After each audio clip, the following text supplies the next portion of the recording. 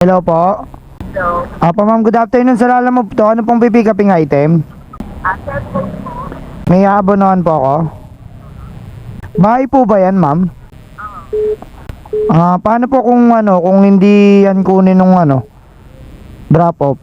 Hello po? Okay, sige po, puntahan ko na po. So ayan mga katulala, bali may booking na pala tayo papunta ng Amabar, Tondo. Cellphone daw yung aabonohan natin no. So ayan, kinakabahan na naman tayo pag sa mga ganyan kasi syempre abono. Pero kinausap ko naman yung customer, bahay naman daw. Tapos just in case na hindi kunin na naman nung drop off, siya na daw ang magbabayad. So sa kanya nang galing yun, hindi ako yung nag-offer sa kanya.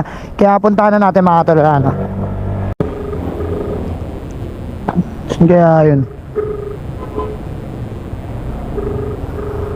yung sinasagot yung tawag Dito ba yun? 92 Saan kaya yun? Hilid nga muna tayo mga tulala, sobrang init So yun mga tulala, hindi na naman sinasagot ng pick up yung tawag pati yung nag-book. Anaantay ko kanina pa ako tawag ng tawag Ano po ba yan? Cellphone po ba yan? Samsung. Saan po kayo rito? Nga po, nandito na nga po ako sa pin location. Saan po kayo banda rito? Saan po ba kayo banda rito?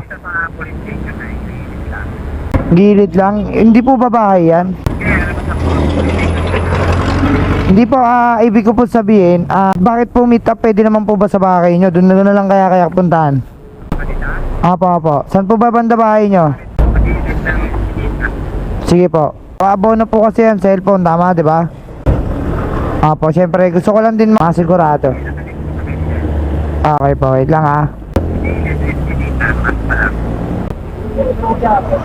Pwede po, salamat. Saan po kayo banda rito? Sa pinakadulo? Ma'am, pwede pumasok dyan? Hindi niya po. Sige po, excuse po. Yata ka siya motor dito Hindi mo kakasyahin mo po. Maglalakad lang ako. Okay. Parada ko na lang dito, sige.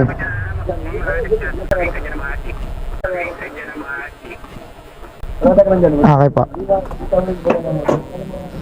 May kukunin lang sir, Lalamove.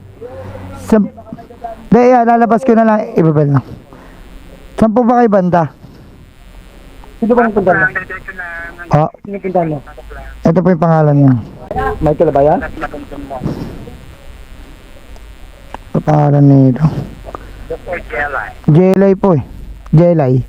Jilay? Apo. Jilay? Apo. Jilay na yung kuya ito ba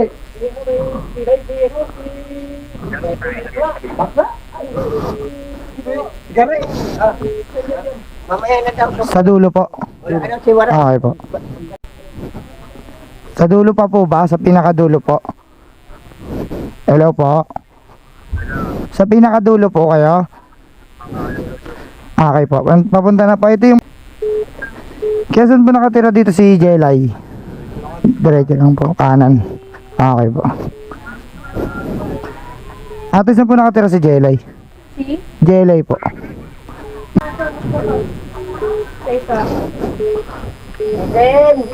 Kayo po yan? Tawagan ko na lang boss. Tawagan ko lang din. Opo, sabi ko sa kanya i-ano na lang i-send na lang Ma'am, baligan to ma'am. Awa ko na yung cellphone Nakita na po kami nung nagbebenta. Okay naman po siya. Ganito na lang gawin natin ma'am, para po maging fair din sa akin. Bali dadalhin ko yung cellphone, tapos isesend mo na lang sa kanya yung bayad pag nandyan ako, tapos tawagan ko na lang siya. O kaya kausapin niyo po siya kung kayo po mag-uusap na ibabayaran niyo na ngayon.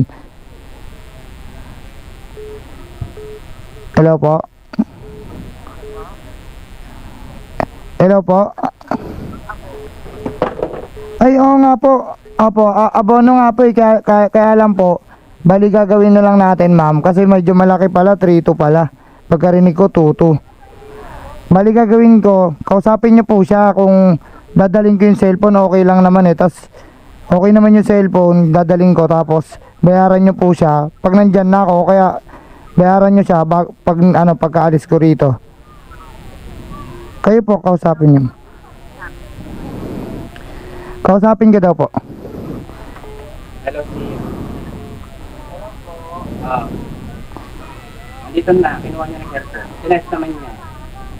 Okay naman, smooth naman. Oo. I-check mo muna dyan ha, tapos i-gikat mo ha. Kita ko na lang sa kanya. Sige, sige, saan ba yan lugar mo rin? Amabar po yan. Sige, sige na. Sige na, Steve. Sige po, okay na po. Picturean niyo po ako. Sige po, salamat. Sige po. So yan mga tol, bali, kinuha ko na kasi yung cellphone, tapos chinek ko. Abono kasi ito 3-2. Kaya lang hindi nga ako pumayag na bayaran ko, di ba? Kasi hindi pa naman natin nadadala to sa sa drop off. Ay kiran po. Pero kinausap ko naman kung sakaling kunin ko yung cellphone, pumayag naman si pickup, no, nadalhin sa drop off, tapos bayaran na lang through GCash para fair din sa amin, para maging safe kami parehas, di ba? So yan, puntahan na natin to. Okay na kuya, thank you pa. Salamat po. Then mga tulala, bali na-pick up na natin yung dalawang item, nalabas ko na rin yung motor ko, no.